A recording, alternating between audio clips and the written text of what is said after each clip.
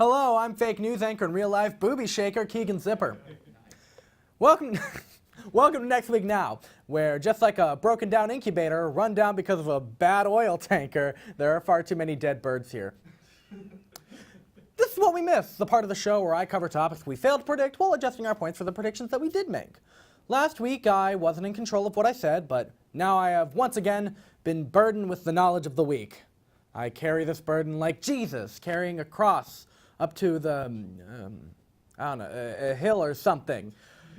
Oh, and last week we ended with 41,066,642,068 points. Oof. So let's get started with what we missed. Like most dates I go on, I'll begin by giving you a headache. Robert Mueller released his detailed report on the Donald Trump possible obstruction of justice. Well, he didn't actually release the report to the public, so saying it's detailed or about President Trump is super speculative. I don't think I've called him President Trump until now. That honestly felt a little weird. Anyhow, a lot of Republicans are glad the report isn't being shared with the public, which is kind of the same as getting excited over someone not clicking on the folder on your computer labeled not porn. Additionally, most liberals are now mad at Mueller for not releasing the report to the public, because I guess they forgot Mueller's a Republican. Ultimately, no one here at Next Week Now has any idea what that means for America's future. We just predict the news here, not understand it. However, the Trump White House wasn't on our list of relaxing spring break getaways, and we were right about that. I feel a spring breeze bringing us 45 points, or the low in a couple of days. You know, spring. The family who owns Krispy Kreme, one of the wealthiest families in Germany, were shocked to discover that their ancestors made weapons for the Nazis, meaning they had to rescind their new logo change of Captain Krispy Kreme.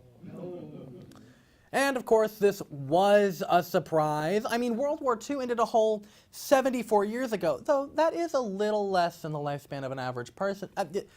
So of course, rich people in Germany couldn't have gotten money inherited off the genocide of the Jewish people.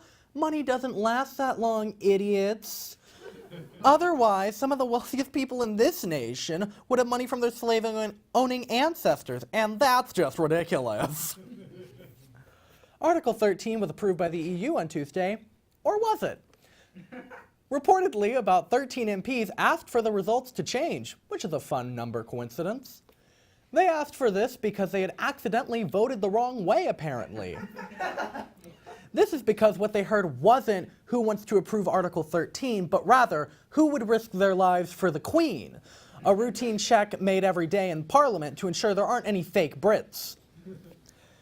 The still-passed Article 13 now places websites under the fault for generated content, user-generated content, with the copyright claims instead of the 40-year-old who made the Minion meme, making any copyright a copy wrong. I made them laugh at that one. We did predict something about the EU last week, so Theresa May has promised us the hard, brifty points. But she may not be able to get Parliament to agree on the terms of those points by the deadline Britain set for itself, so conflict between North Ireland and Ireland is probably going to start again soon. New York City has declared a state of emergency as there is reportedly 153 cases of measles. This was actually nice for some. You know, the lead singer for the Plain White T's finally got to visit Delilah at her funeral. The off-Broadway production of Rent has changed their lyrics to Season of Love to account for this. The famous lyrics now go, 153,000 cases of measles, 153 cases of premature death, 153 cases of measles. But you'll still come because you paid a lot for those Hamilton tickets. And finally this week, a student was trying to get his rocks off at the PCL by harassing some people for foot pics. So we have to lose 1 million points for that, because unsurprisingly, that student was Host Davis. And that's what his bail was set at. Not even for the feet pics thing. He was actually arrested for something I'm legally not allowed to say on television. And thank God, because it's super gross. We end tonight with, oh God, we end tonight with 41 billion 65,642,163 points. And I've discovered my new challenge will be trying to read large numbers quickly on live television. That's all for what we missed, and now to one of our grossest bumpers for you all.